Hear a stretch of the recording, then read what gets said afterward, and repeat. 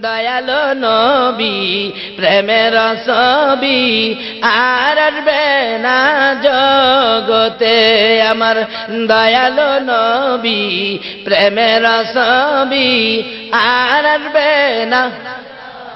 আমার আল্লাহ বলেন, বন্ধু উম্মত নিবা না, আমার সুন্দর জান্নাত গুলো নিবা। আমার নবী জবাব দেন, মাবুদ গো, তোমার সুন্দর জান্নাত দেখে আমি নবীর কলিজা ঠান্ডা হয় না, তোমার জান্নাত নিতে চাই না, আমার গুনাহগার উম্মত আমারে দিয়া দাও। আল্লাহ কয়, বন্ধু তুমি কোনো প্রশ্ন করবে নি? আর নবী কয়, আমি একটা প্রশ্ন করব তোমারে। প্রশ্ন উত্তরের পর্ব চলছে। কি প্রশ্ন? আল্লাহ আমার জন্য বলে সব বানাইছো? কয় হ। তাহলে মুসা নবীরে যে নীল দরিয়া বলে উম্মত সহ পার করে দিছো? কহ। তাহলে আমার লেগে সব বানাইছো আর মুসা নবীরে নীল দরিয়া উম্মত সহ পার করে দিছো। আচ্ছা আমি আর আমার উম্মতের জন্য তুমি কি করবা এটা আমি জানতাম। আল্লাহ কয়, বন্ধু এই প্রশ্ন যে তুমি করবা এটা আমি আগেই জানি। বন্ধু জবাব নিয়ে যাও। মুসা নবীকে উম্মত সহ নীল দরিয়া পার করেছি, তুমি আর তোমার উম্মতের কি করব? বন্ধু গো, মুসাকে নীল দরিয়া উম্মত সহ, তুমি আর তোমার উম্মতের দুনিয়ার কোনো দরিয়া নয়, কথা দিলাম তুমি আর তোমার উম্মতের আমি ফুলসিরাতের ফুল পার করে দিব। আমি এই নবীরে আমি একদিন একটা প্রশ্ন করব। মুসার এবার প্রশ্ন করবেন জিবরাইল, মনে মনে রাখলেন। প্রশ্নটা আদায় করলেন কোন দিন? যেদিন উহুদের জমিন কায়েম হয়েছিল। আমার নবীকে যেদিন দুইখান দান দান মুবারক ভেঙ্গি দিল, নবীজি মুখের মধ্যে হাত লাগাইয়া ডাক মারছেন, সাহাবীরা রে কে কোথায় আছো? আমি নবীর দুইখান দান দান মুবারক শহীদ হয়ে গেছে। আবার আঘাত করলে মাথার লোহার টুপি ভেঙ্গে টুকরা হইয়া মাথার ভিতরে ঢুকে গেলে মাথায় হাতটা লাগাইয়া ডাক মারছে, সাহাবীরা রে আমার মাথাও ভেঙ্গে গেছে। এই বলে আমার নবী মাথা চক্কর মেরে জমিনে পড়ে গেছে। তারপরও আমার নবীকে মারতেছে জীবনের শেষ বিদায় করে দেওয়ার জন্য। হযরত জিবরাইল বলেন, আমি দুইটা হাত বাড়াইয়া কুলে লইয়া টান দিয়া সরাইয়া নিয়ে আসলাম। আইনা উহুদ পাহাড়ের মাঝামাঝি, নিচ থেকে দেখা যাবে না এমন একটা জায়গায় আমার নবীকে নিয়ে জিবরাইল দাঁড়াইয়া পাথরের দিকে লক্ষ্য করে ডাকতেছেন, উহুদের পাহাড় ও পাথর দেখ, যেই নবী না হইলে তুই হতি না, আমি জিবরাইলও হতাম না রে পাথর। নবীরে মারতে মারতে কি অবস্থা করেছে, একটু বিছানার ব্যবস্থা করে দে, আমি আল্লাহর হাবিবকে শুয়াইয়া রাখি। জিবরাইল বলেন, এই কথা বলার সাথে সাথে দেখি লম্বা একটা পাথর ফাইটা তুলার মতো নরম বিছানা হইয়া যায়। জিবরাইল ওই বিছানার মধ্যে আমার আপনার নবীকে শুয়াইয়া মাথার পাশে বসে বসে প্রশ্ন করতেছিলেন, ইয়া রাসূলুল্লাহ দাঁত ভেঙে গেছে, ব্যথা কেমন লাগে? আমি জিবরাইলের কাছে বলুন। মাথা ভেঙে গেছে, ব্যথা কেমন লাগে? আমি জিবরাইলের কাছে বলুন।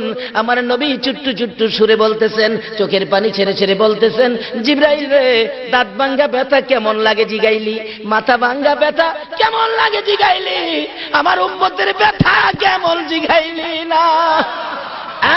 জিবরাইল দাঁত ভাঙ্গা মাথা ভাঙ্গা ব্যথার চাইতে আমি নবীর গুনাহগার উম্মতের ব্যথা বেশি। এই নবীরে ডাক দিতেন না, দিতেন না? ইয়া মুহাম্মদ পিয়ারা নবী এসো নিরালা, ইয়া মুহাম্মদ পিয়ারা নবী। ভাইসা এই নবীকে ভালোবাসা দিয়া ওলি হইছে। আলোচনা সংক্ষেপে আসলাম। এই নবীকে প্রেম দিয়া ওলি হইছে। আর এই ওলিদের পাওয়ার কত হইছে কি বলেন? ভারতের জমিনে যায় দেখি খাজা মঈনুদ্দিন চিশতি রহমাতুল্লাহ আলাইহ আইনা সাগরের কিনারে একটা পাহাড় ৩-৩৫০ ফিট উপরে, এটা খাজা বাবার চিল্লা বলেন। এখানে পাহাড়, পাথরের পাহাড়ের মধ্যে অটোমেটিক কাটা একটা শোরুম, এর মধ্যে নাকি খাজা মঈনুদ্দিন চিশতি রহমাতুল্লাহ আলাইহ বসে বসে আল্লাহকে ডাকতেন, নির্জনে বসে থাকতেন। একদিন তার একান্ত ভক্ত মুরিদ খাজা কুতুবউদ্দিন বখতিয়ার কাকিকে বললেন, কুতুবউদ্দিন এই লোটাটা দিয়ে আমার জন্য আইনা সাগরতে 1 লোটা পানি নিয়ে আসো। উনি বলেন, হুজুর পানি দিবনি? তুমি যাও না। নিচে নামছে, নামলে পাহারা ছিল নদীর মধ্যে, বড় বড় নেতাদের পক্ষ থেকে পাহারা, যে মঈনুদ্দিন মুসলমানকে পানি দেওয়া যাবে না। লোটা নিয়ে যাইতেছে আর বলতেছে, আমার হুজুর পাঠাইছে 1 লোটা পানি দিবা, আমার হুজুরের পানি দরকার। কই পানি দেওয়া যাবে না। আরে বাবা এত বড় সাগরের পানি, আমার 1 লোটা পানি দিলে কি হবে? দেওয়া যাবে না। ডাহে, হুজুর এরা তো পানি দিতে চায় না। খাজা মঈনুদ্দিন বলেন, আর একটু আগে তুমি যাও, আরেকটু যাও, আরেকটু যাও, আরেকটু যাও। হুজুর আর যাইতে দেয় নাই, যে দেখেন তারাইছে আমার মারবো তারা, আর যাইতে দেয় না, একবার ধরে রেখেছে, যাই দিব না। খাজা মঈনুদ্দিন উপর থেকে ডাকে, এ পানি, আরে কুতুবউদ্দিনকে যখন যাইতে দেয় না তোমরা আইসা বললেই তো হয়। আল্লাহর ওলিরা এই পাওয়ার পাইছে কিনা কোন তো? আরে বিশ্বকাপের খেলোয়াড় তো মিয়া, ডাক দিতে দেরি, আইনা সাগরের পানি লোডার ভিতরে আসতে দেরি হলো না। এমনকি মাটির কুয়ার পানি পর্যন্ত শুকাইছে, এমনকি টিউবওয়েলে চাপ দিলে নিচের পানি পর্যন্ত শুকাইছে। দুনিয়াতে দেখেন না কোর্ট কাছারির মধ্যে এক জাতের ব্যক্তি আছে, তারা আইন বই পড়ছে, সাবজেক্ট পড়ছে। কোর্টের মধ্যে যারা আইন বই নিয়ে কথাবার্তা বলতে পারে তাদেরকে আমরা কি বলি? উকিল। উকিল আইন বিশেষজ্ঞ। এরা পড়ছে দুনিয়ার সাবজেক্ট, আর আল্লাহর ওলিরা পড়েছে ওই উপরে নিচের সাবজেক্ট। জোরে জোরে কোন সুবহান। ওই সাবজেক্ট পড়লে মিয়া কি হয় দেখেন না, সাবজেক্ট পড়ছে আল্লাহর ওলিরা আর সাবজেক্ট পড়েছে উকিলরা। এক আল্লাহর ওলিরা দুনিয়াতে ওকালতি করে না, তারা ওকালতি করবে আল্লাহর কোর্টে। আর দুনিয়ার আইন সাবজেক্ট নিয়ে যারা পাস করেছেন তারা তো দুনিয়ার কোর্টে ওকালতি করে। মিয়া কি বলেন? দুনিয়ার কোর্ট আর আখিরাতের কোর্ট, এর মধ্যে পাওয়ার কার বেশি হবে? দুনিয়ার কোর্টের না আখিরাতের কোর্টের? ওই কোর্টে আল্লাহর ওলিরা মুখ করবে মিয়া, কথা বলবে। এটা বাস্তব ঘটনা। বাজিতপুর এলাকায় এক ঘটনা ঘটছিল। এক যুবক ছেলে কলেজে পড়ে, যুবতী কলেজে পড়ে, তাদের সাথে মোহাব্বত ভালোবাসার সম্পর্ক। গরিবের ছেলে ছিল যুবকটা, কিন্তু খুব চেহারা খুব সুন্দর। আর মেয়েটা বড় লোকের ধনী বাবার মেয়ে। বলতেছে ছেলেটা যখন সুন্দর আর জায়গা না, দুইজনে মিল্লা বাবার ফান্ডেতে অনেক টাকা লইয়া ছেলেরে পাম্পটি দিয়া লইয়া উদাও। ছেলের বাবা মেয়ের বাবা উভয় টেনশন। আর গেল কই? মেয়ের বাবা কই বুঝামু তোমারে, আমার মেয়ে নিয়ে গেছে, আমি এত বড় শক্তিশালী টাকাওয়ালা, দিছে কেস করে নারী অপহরণ। কিন্তু পুলিশ ঘুরতে ঘুরতে হঠাৎ মেয়েটারে উদ্ধার করে নিয়ে আসছে। মেয়েটা কোর্টে গিয়া বলছে, বাবা কইছে তুই কস না যে আমারে জোর করে নিয়ে গেছে। কোর্টে গিয়া বলছে যে স্যার আমাকে জোর করে নিয়ে গেছে, নারী অপহরণ, এত কড়া কেস চাপছে। অন ছেলে তো আর বাড়িতে আসতে পারে না, পুলিশ বাড়িতে দাওয়ায়, বাবা মা সকলে চিন্তা করে আরে ফকিন্নির পোলা তুই কেড়ে গেছলে এই কাজ করতে, ছেলে কই আছে এই খবরও তো পায় না। অবশেষে ছেলের বাবার একজনে পরামর্শ দিল, আপনিও আরেকটা কাউন্টারি কেস করেন না মিয়া। গেছে উকিলের কাছে, উকিল সাহেব এই ব্যাপার। উকিল কই মিয়া এত আইন বই পড়ছি, এটা কোনো ব্যাপার হইলো? আপনার পোলারে নিয়ে আসেন। আনছে, রাত্রের বেলা দেখা করছে, উকিলের পায়ে পড়ে গেছে। উকিল কই বেটা কান্দিস না, চিন্তা করিস না, আইন বই পড়ছি, এটা ব্যাপার হইলো তো। তবে শুন, তুই কি করবে শুন, কোর্টের মধ্যে গেলে আমি যা বলি এইভাবে তুই চলবে, এর বাইরে কোনো কথা বলিস না। দেখবেন যারা আল্লাহর ওলিদের কাছে মুরিদ হয়, বাইয়াত হয়, এরা গেলেই দেখবেন আল্লাহর ওলিরা বলেন, বাবা এতদিন যা মনে চা তা করছো, এখন আমি যা বলি এইভাবে চললো, আর পাগলামি করো না। এরকম কয় কিনা? নাকি কোনো পিসাব মগবাজারের হুজুর শিখাইয়া দিছে বাড়িতে বাইরে গিয়া ওই বাবার মাথায় বাড়িটা মারবি? কখনো না। উকিল বলেন আমি যা বলি ঠিক এইভাবে কাজ করবে। আচ্ছা হুজুর ঠিক আছে, কোন কি? আপনারটাই তো রাইট। কয় তোরে যাই জিগাইব তুই খালি চায়ে থাকবি, কিছু কইস না, যা কোন লাগে আমি কমব। আচ্ছা হুজুর ঠিক আছে। কোর্টের মাঝে নিয়ে গেছে, বাদী বিবাদী হাজির হাজির। মেয়ের পক্ষের উকিল বলেন, ম্যাজিস্ট্রেট সাহেব এই যদি হয় আমাদের দেশের যুবকদের কাণ্ড কারখানা, আপনারও তো মেয়ে ছেলে আছে স্যার, এইভাবে যদি জোর করে ঘর থেকে মেয়েদেরকে ধরে নিয়ে যায় সমাজ কিভাবে চলবে, বিচারটা কি হইতে পারে? উকিলের মুখ বুঝে নইতো, আর রাখতাছে না কিছু। অবশেষে ম্যাজিস্ট্রেট বলেন, উকিল সাহেব আপনি থামেন, আমি দুইটা প্রশ্ন করি। এই যুবক, তুমি এই মেয়েটাকে যখন জোর করে ঘর থেকে ধরে নিয়ে যাও তখন রাত্র কয়টা বাজে? তার উকিলের পরামর্শ কি ছিল? তোরে যাই জিগাইব চুপ করে থাকবি, রাও করো, চুপ, কথা বলিস না, চুপ চাইরিস। ম্যাজিস্ট্রেটের দিকে চাইরিস। আরে রাত্র তখন কয়টা বাজে? আরে কি ব্যাপার, কোনো কথা কয় না। আচ্ছা তখন তোমার সাথে কতজন লোক ছিল? উকিলের পরামর্শ, কথা কইস না। আরে বাবা এই কি দুইটা প্রশ্ন করলাম। আচ্ছা তখন কি তোমার কেউ দেখছে? কথা বলে না। ম্যাজিস্ট্রেট কয় ছেলে পক্ষের উকিলকে, উকিল সাহেব কি মক্কেল নিয়ে আসলেন? 24 বছর চাকরির বয়স, এই মক্কেল তোর পাইলাম না। তিনটা প্রশ্ন করলাম, একটা কথার জবাবও দিল না। উকিল কয় ওই যে পয়েন্ট, আইন বই পড়ছে তো, আইনের ফাঁক। মাননীয় ম্যাজিস্ট্রেট সাহেব অনুমতি দিলে আমি কথা বলবো। হ্যাঁ বলেন। এই ছেলেটা এত সুন্দর কথা বলতে পারতো স্যার, রেডিওর মতো টপ টপ করে কথা বলতো। কিন্তু যেদিন রাত্রে মেয়েটাকে জোর করে ঘরতে বাহির করে, এই যে মেয়েটা একটা চিল্লানি মারছিন, চিল্লানিয়ে তার কানের পর্দাটা ফাইটা গেছে স্যার। এখন সে কানে আর শুনে না, কে কি বলে মনের আক্ষেপ নিয়ে তাকায় থাকে, কেন শুনতে পারে না, বুঝতে পারে না, এই জন্য তাকায় থাকে, আর কিছুই জানে না সে। মেয়েটা কয় স্যার পুরোই তো খারাপ, আল্লাহর কসম করে কয় আমি কোনো চিল্লানি দিছি না স্যার।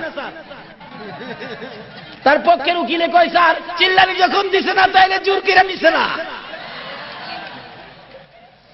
ম্যাজিস্ট্রেট কই কাজী সাহেবরে ডাক দেন, ইমাম সাহেবরে আইতে কর। ম্যাজিস্ট্রেট নিজে থাইকা কাজী সাহেব ডাক দেয়, ইমাম সাহেবরে দিয়া মেয়েরে বিয়া ভরায় দিয়া দিল। আবার যাবো না, এটা দুনিয়ার আইন বিশেষজ্ঞ আইন বই পড়ে উকিল যদি এই বেজাল ভাঙ্গিয়া তার সুন্দরী মেয়েকে বউ বানায় দিতে পারে, আল্লাহর ওলিদের কথা মতো যারা পড়বে হাসরের দিন যদিও একটু বিপদে পড়েন ওলিদের দিকে তাকায় ব্যাক করে ডকার থাকবেন, আল্লাহকে ও কি ব্যাপার? আল্লাহু আকবার, ইয়া রাসূল, ইয়া বলতেছিলাম আসরের জমিনে আল্লাহর ওলিরা বসে থাকবেন, আমার আল্লাহ বিচার শুরু করে দিলে এরকম মুরিদদেরকে সরল সোজা মানুষগুলো যখন আল্লাহর দরবারে হাজির হবে, আল্লাহর ওলিরা বলবেন কোনো কথাই কইস না, আমি ওই তো আছি, চুপ করে থাক। আল্লাহ প্রশ্ন করলে বারবার খালি হুজুরের দিকে তাকাইবো, আল্লাহ বারবার প্রশ্ন করবে, বারবার হুজুরের দিকে তাকাইবো। আল্লাহ বলবেন কি ব্যাপার, এগুলি কি নিয়ে আপনি এতদিন চললেন? আল্লাহর ওলিরা বলবেন মাবুদ গো, তোমার নামে না রহমান আর রহিম আছে। মাবুদ, তোমার নামে যখন রহমান আর রহিম আছে, এরা সরল সোজা মানুষ, রিক্সা চালাইতো, বাস চালাইতো, জমিতে কাজ করত, সাধারণ ব্যবসা করত, তারা কি এত কিছু বুঝে? এদেরকে এত কিছু প্রশ্ন করে লাভ নাই। আমার আল্লাহ বলবেন বন্ধু গো, তোমরা যখন বলেছো লাভ নাই, আর প্রশ্ন করে দরকার নাই, যা যা রে ওই রাস্তা দিয়া জান্নাতে ঢুইকা যা। একটা উকিল যদি এরকম একটা বিপদগামী মক্কেলকে কি বলে এইভাবে উদ্ধার করে তার বিবি দিতে পারে, আল্লাহ বলবেন হ্যাঁ, আমি দুনিয়ার বিবি নয়, তা তাদেরকে বলো এক একজনকে ওই ডাইন দিকের রুমের থেকে 70 জন করে হুর নিয়া। সুবহানাল্লাহ কইতেন না? কিন্তু এ ওলি হবেন কিভাবে? ওলি হওয়ার কারণ আছে দুইটা, বলুন কয়টা? কোরআন শরীফে বলছে সবসময় আল্লাহকে নিকটে রাখতে হবে। আল্লাহকে আরো জোরে কোন আল্লাহকে? আল্লাহ বলছেন ওয়া ইযা সাআলাকা ইবাদি আন্নী ফা ইন্নী করিব। আল্লাহ কয় বন্ধু গো, আমার মহব্বতের বান্দারা কি আমারে তালাশ করে? আপনি বলে দেন না আমি তো নিকটে, একদম নিকটে। আল্লাহর ওলিরা আল্লাহরে কোথায় রাখে কোন তো? নিকটে, দায়কে নিকটে রাখে, এরপরে দাবি দাওয়া করে নিজের জন্য, মুরিদদের জন্য, ভক্তবৃন্দ, মহব্বতীদের জন্য। যাই হোক, বলতেছিলাম এভাবে নিকটে রাখতে পারলে আর যদি এই কাণ্ড কারখানা গঠানো যায় তাহলে কি হবে? আল্লাহ বলবেন আমি জান্নাতি হুর দিব, সুন্দর সুন্দর হুর দিব। এই জন্য নিকটে রাখতে যায় ওলি হবেন। কিভাবে হবেন? রাস্তা এক নম্বরে ওলি হবে আল্লাহকে নিকটে রাইখা মহব্বত করতে হবে নবীকে।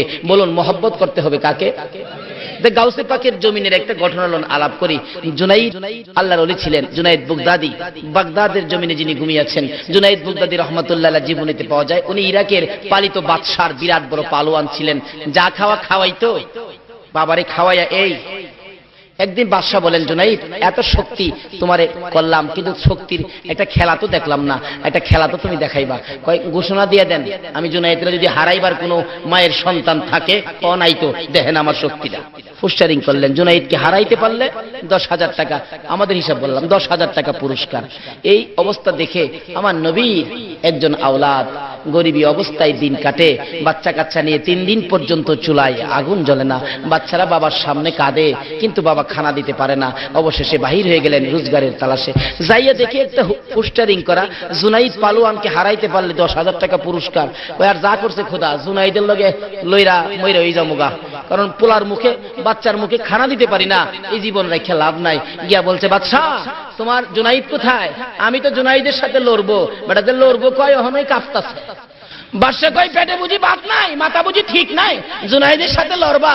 জুনাইদের নাম শুনলেই কত মানুষ হার্টফিল করে। জুনাইদকে জীবনে দেখছো? কয় না দেখি নাই। দেখা যাও বাংলা রুমে যাইয়া। কই তোমার জুনাইদ? যা দেখে বাংলা রুমে। বাবা রে বাবা, আপনি জুনাইদ? হ্যাঁ আমি তোমার সাথে লড়বো। 3 দিন খাউন নাই, বেটা কাইতিয়ে জায়গা। বেটা বলে জুনাইদের সাথে লড়বো। জুনাইদ কয় বেটা পেটে ভাত নাই, 50 টাকা লইয়া বাড়িতে যাও, যাও আমার সাথে লইরা জীবন দিও না। কয় জীবন আমি দিব না তুমি দিব? তুমি কেমনে জানো? আইনতে তো দেখালে কি হয়েছে, লড়বে। রবিবার দিন মাঠে হাজার হাজার মানুষ, ফাইনাল খেলা হইব। কি খেলা হইব? মাঠে এভাবে হাজার হাজার মানুষ, জুনাইদ নামছেন কুস্তি লড়বে, আর আওলাদে রাসূল সাল্লাল্লাহু আলাইহি সাল্লাম মাঠে নামতেছে কুস্তি লড়বে। মানুষ দেখে আরে এটা কি দেখবো রে, হাতির সাথে মশা, এটা আঙ্গুলে কোথা দিলেই তো শেষ। কাছাকাছি আসলে লেফারি ডাক দিয়ে আনলেন, বাবা আপনি তো হাঁটতেই পারেন না, আপনি কি লড়বেন জুনাইদের আঙ্গুলের কোথা সইতে পারবেন? বেটা দমক মারছে, এই লেফারি আইনত কথা বলেন, মরলে তো আমি মরবো, আপনার কি? নিয়ম অনুযায়ী খেলার বাঁশি বাজান। বাঁশি বাজাইবার আগে আওলাদ রাসূল জুনাইদের দিকে লক্ষ্য করে ডাক দিলেন, এরে জুনাইদ আয় এদিকে আয়, দুইটা কথা বলার সুযোগ দিবি? হ্যাঁ বলেন। কানের কাছে মুখটা লাগাইয়া বলেন, জুনাইদ রে আমাকে চিননি, আমি ওই নবীর বংশধর, যে নবী সৃষ্টি না হইলে জগতের কিছুই হতো না। জুনাইদ আজকে দিন দিন পার হয়ে যায়, আমি নবীর আওলাদের চুলায় আগুন জ্বলে না। হাদিস শরীফ খুঁজলে পাওয়া যায় গো, কোন দিন আমার নবীর চুলায় আগুন জ্বলতো না।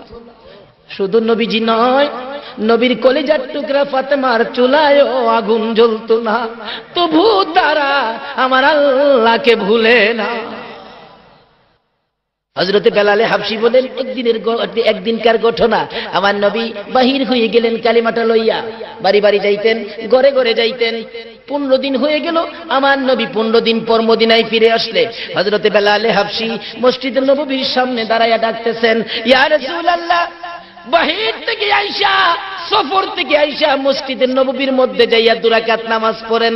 আজকে আপনার পায়ে ধরি, অনুরোধ করি, আজকে মসজিদের নববীর ভিতরে আগে ঢুকবেন না, আগে ঢুকেন ফাতেমার ঘরে, যাইয়া দেখেন ফাতেমা জীবিত আছে কিনা। হুজুর গো, আল্লাহর কসম করে বলি, আপনি যাওয়ার 15 দিন পর্যন্ত এর মধ্যে ফাতেমার ঘরের দরজা খুলতে কোনোদিন দেখি নাই। হুজুর, আমি বেলালের মন বলে গো, ফাতেমা দুনিয়ায় না। হযরতে বেলাল এইভাবে যখন চোখের পানি ছেড়ে ছেড়ে বলতেছেন, আমার নবী ফাতেমার ঘরের দরজায় যাইয়া আওয়াজ দিলে দুর্বল কণ্ঠে ফাতেমা জবাব দিলেন, বেঁচে আছি। দরজাটা খুলে দিলে রাসূল বলেন, আমি তাকাইয়া দেখি ফাতেমার চেহারাটা কালো হয়ে গেছে। জান্নাতি মহিলাদের সরদারিনী ফাতেমার চেহারাটা কালো। প্রশ্ন করলাম, ফাতেমা গো, ব্যাপারটা কি, এভাবে তোমার চেহারা কালো, দুর্বল কেন? আল্লাহর হাবিবের প্রশ্নের জবাব দেন, ফাতেমা বাবা গো, আপনি যাওয়ার 15 দিন আজ পার হয়ে যায়, এই পর্যন্ত 15 দিন পর্যন্ত আল্লাহর কসম করে বলি ফাতেমার চুলায় আগুন জ্বলে না। একদিনকার ঘটনায় পাওয়া যায়, আমার নবী 3 দিনের উপবাস। এই জন্য ভাববেন না আমার নবী গরিব, এটা উম্মতের জন্য রাখছেন। কোন গরিব উম্মত এই করলে আমার রাসূল বলছে, এরকম গরিবদের সাথে আমার হাসরটা হবে। কি বলেন, আমার নবী কি গরিব? নবীর উপাধি কি? দুজাহানের বাদশা। কি কোনদিন গরিব হতে পারে? কিন্তু নবীজি গরিবিটাকে পছন্দ করতেন উম্মতের জন্য। নবী গরিব হবে কেন? আমার আল্লাহ একদিন বলেন, বন্ধু গো, উহুদ পাহাড়টা স্বর্ণ বানাই দেই আর নিচে দিয়ে চাকা লাগাই দেই, আপনার প্রয়োজনে স্বর্ণ বিক্রি করবেন, চলবেন? আমার নবী কয়, কথা গো, এই পাহাড় স্বর্ণ বানায় কি আমার উম্মতেরে দিবেন? কয় না, আপনার উম্মতেরে দিব না। কয় না, আমি সেই নবী না, নিজে পেট ভরে খাবো, উম্মতে পাবে না। আমি ওই নবী, আমারা যেটা দিবেন সেটা আমার উম্মতেরে দিতে হবে, তাইলে নিব। ইয়া রাসূলুল্লাহ, উম্মতকে দেওয়া হবে না, তাইলে আমি এটা নিব না। নবী 3 দিনের পেটের খিদা লইয়া হাঁটতে হাঁটতে যাইতেছে ফাতেমার ঘরের দরজায়। ফাতেমা, ফাতেমা রে, ঘরে আসো কিনা? ফাতেমা চোখের পানি মুছতে মুছতে দরজাটা খুলে দিলেন। নবীজি গায়ে, ফাতেমা গো, চোখে পানি কেন? 3 দিনের পেটের খিদা ছিল, ফাতেমার কাছে নবীজি বলবেন। এমন সময় ফাতেমা বলেন, বাবা গো, চোখে পানির কারণ হলো আজকে 4টা দিন পার হয়ে গেছে, আমি ফাতেমার চুলায় আগুন জ্বলে না। বাবা, সেই জন্য আমি কান্দি না, আমি কান্দি আমার কলিজার টুকরা 2টা সন্তান হাসাইন আর হুসাইন পেটের খিদার যন্ত্রণায় যাইয়া দেখো গো বাবা, গলাগুলি করে গলা কাটা মুরগির মতো চটপট করে করে না না না না কইয়া কান্দে, পেটের খিদা সইতে পারে। আমার নবী কান্দে, ফাতেমা রে, কই রে আমার হাসাইন, কই রে আমার হুসাইন? দৌড়াইয়া গেলেন, যা দেখে 2জনে কান্দে, একজন আরেকজনকে বলে, ভাই ভাই গো, আর আম্মুর কাছে খানা চাবো না, চলো না আমরা 2 ভাই নানার কাছে। আমার নবী আর কোনো কথাই বললেন না, ঘর থেকে বাহির হইয়া যায়। যাইতে যাইতে যাইতে যাইতে এক ইহুদির খেজুরের বাগান, খেজুরের বাগানের পাশে দাঁড়াইয়া ডাক দিলেন, ইহুদি, তোমার খেজুরের বাগানের মধ্যে কোনো কাজের মানুষ দরকার আছে? উম্মতেরা গো, এটুক নবী না করলে পারতেন। হাদিস শরীফে আসছে যে নবী একদিন সাহাবীদেরকে নিয়ে রওনা করলে সাহাবীরা বলেন হঠাৎ দেখলাম নবীজি উপরের দিকে হাত বাড়াইলেন, কি যেন আইনা পায়রা খাইলেন। প্রশ্ন করলাম ইয়া রাসূলুল্লাহ কোথায় হাত দিলেন, কি খাইলেন? রাসূল বলেন সাহাবীরা রে আমি যা পারি তোমরা তা পারবি না। হুজুর কি করেছেন জানতে চাই? রে সাহাবীরা আমার মন চাইলে আমি হাত বাড়াইলাম, ওই জান্নাতের ফলের গাছ থেকে একটা ফল পাইরা আমি রাসূল খাইলাম। যেই নবী জান্নাতের ফল পায় না দুনিয়ার জমিনে খাইতে পারে গো, সেই নবী কেন ইহুদির বাগানে কাজ করতে চাইলো? এটা হলো আমার উম্মতের শিক্ষা দেওয়া। কারণ আমার উম্মতেরা যদি বিপদে পড়ে অন্যের বাড়িতে কাজ করতেও যায় তাতে কোনো লজ্জা নাই, কাজ করে খেতে পারো। এই গরিব দেখো তোমার পক্ষে নবী কত সুন্দর ব্যবস্থা করে কাজ শুরু করে দিবেন। কিভাবে কাজ? কিতাবে আসছে এক বালতি পানি উঠাবে, 3টা করে খেজুর দেওয়া হবে। আমার নবী উঠাইতেছে 8 বালতি পানি উঠাইয়া 9 বালতি পানি উঠানোর জন্য যখন পালাইলেন রশিটা ছিঁড়া বালতি কুয়ার ভিতরে পড়ে গেছে। ইহুদি দূর থেকে দেখে পানি উঠাও না কেন, দৌড়াই আসছেন, পানি উঠাও না কেন, পানি উঠাও না কেন, পানি উঠাও না কেন? আমার নবী বলেন বালতি ছিঁড়ে পড়ে গেছে। তুমি বুঝি বালতি ছিঁড়া ফালাইছো? আমি ছিঁড়ি নাই, ছিঁড়ে পড়ে গেছে। এই কথাই কাটাকাটি করে আমার নবীর গাল মুবারকে থাপ্পড় মারছে। নবী ডাক মারছে ইহুদি রে, 3 দিন পর্যন্ত না খাইয়া আমি নবীর গালের গোশত মনে হয় কমে গেছে রে ইহুদি। এই কম গোশতের গালের মধ্যে আঘাত করেছো, না জানি তোমার হাতের মধ্যে ব্যথা পাইছো।